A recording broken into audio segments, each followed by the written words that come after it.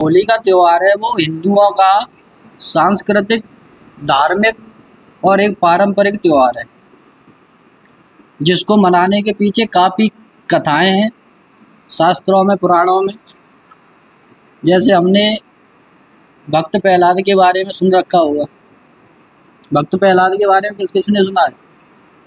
इधर सुना है? तो जो भक्त प्रहलाद थे वो किसके पुत्र थे? हिरण्याकश्यप के पुत्र थे, और वो भगवान विष्णु के बहुत बड़े भक्त थे।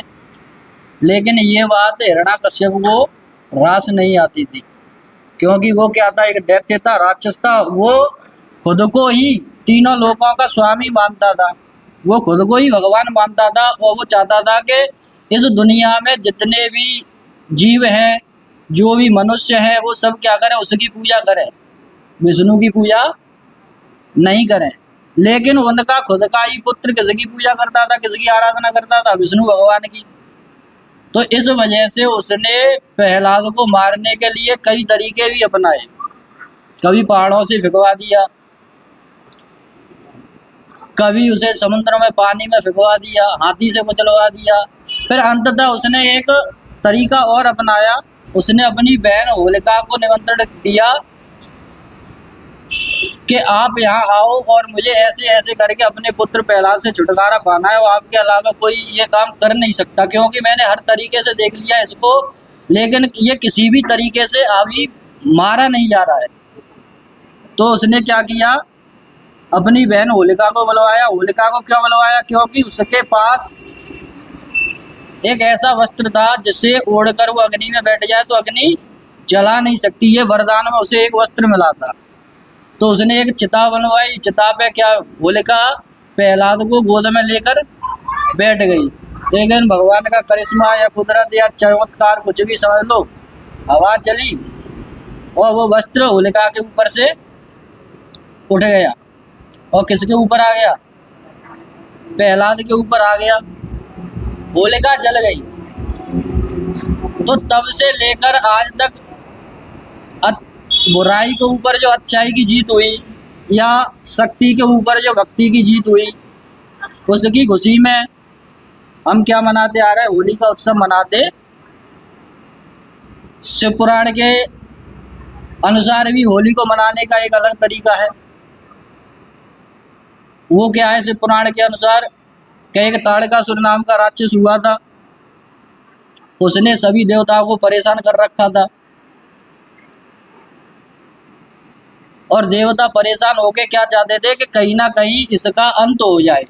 लेकिन उसको वरदान ये मिला था कि उसे केवल शिवजी का पुत्र ही मार सकता है, अन्यथा उसका कोई वध कर ही नहीं सकता। और शिवजी ठहरे आदि योगी, उनका विवाह कहाँ से हो? और जब तक विवाह ना हो तो उनका पुत्र कहाँ से आए? और पुत्र नहीं आएगा तो ये मरेगा कैसे? इस बात को लेकर देवताओं के राजा इंद्र बड़े चिंतित थे। तो उन्होंने सलाह मशवरा लिया, ब्रह्मा जी के पास गए। तो उन्होंने कहा कि आप कैसे भी करके महादेव को राजी कर लो विवाह के लिए, तभी जाकर ये इसका वध हो सकता है। तो महादेव जी तपस्या में, और तपस्या भंग करेगा, तपस्या जो भंग होने की करेगा वो मारा जाएगा, ये बात निश्चित थी।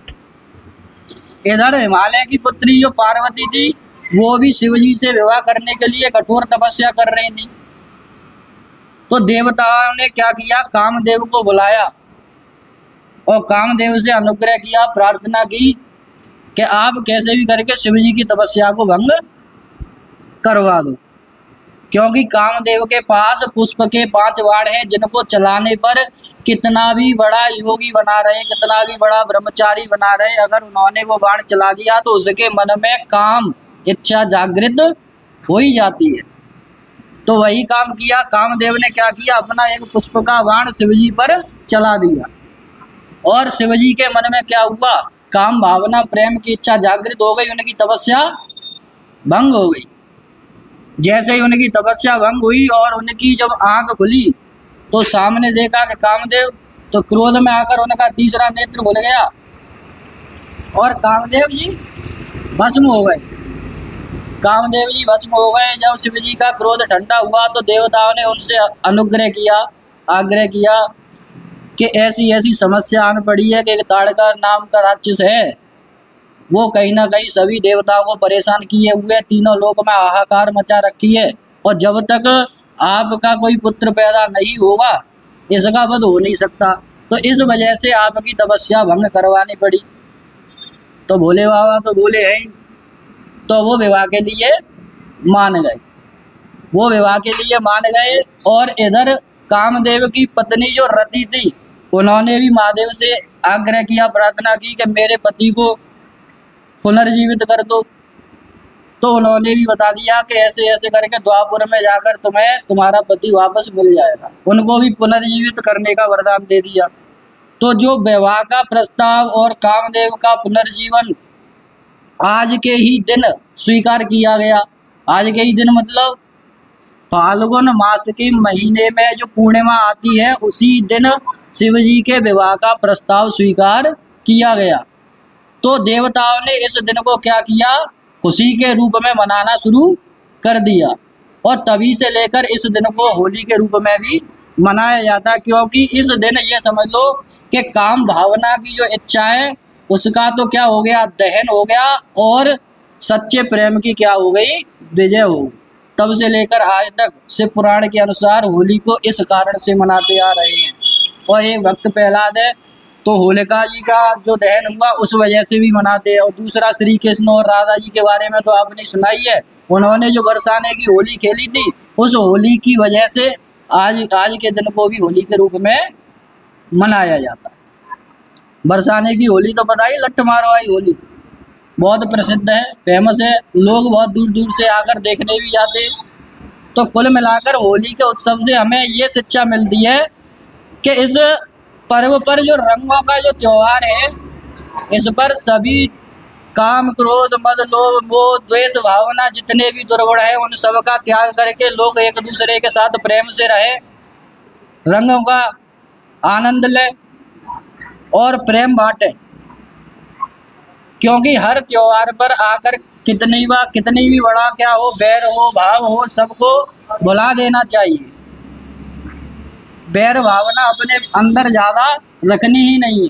क्यों कि अगर हम बैर भावना अपने अंदर जितनी ज़्यादा रहेंगे उतना ही हमारे लिए कष्टदायक रहे। क्योंकि हाई स्कूल में तो आपने हिंदी में पाठ पढ़ा है कि ईर्ष्या तू ना गई मेरे मन से, उसमें सारी जानकारी दे रखी है कि अगर किसी व्यक्ति के अंदर ईर्ष्या की वजह से कोई बुरा व्यवहार अंदर आ जाता है, किसी की निंदा करना आ जाता है, तो वो हमेशा कष्टकारी रहता है। और निंदा वो बुरे तरीके से क्या होता है, आपस में बैर के भाव बढ़ जाते हैं।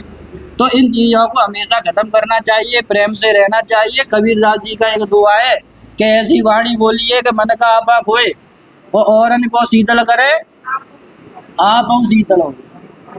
तो ऐसा व्यवहार रखिए कि लोग आपके नाम से कहे कि उस जैसा व्यक्ति मैंने आज तक नहीं देखा, बड़ा उदार व्यवहार वाला है, शील व्यक्ति है, अच्छा व्यवहार है, जिससे भी मिलता है राम राम श्याम श्याम होती है, अच्छा व्यक्ति है। और जब तुम ऐसा व्यवहार अपना लोगों के सामने प्रस्तुत करोगे तो आपके संस्कार की वजह से आपके परिवार का भी नाम होगा।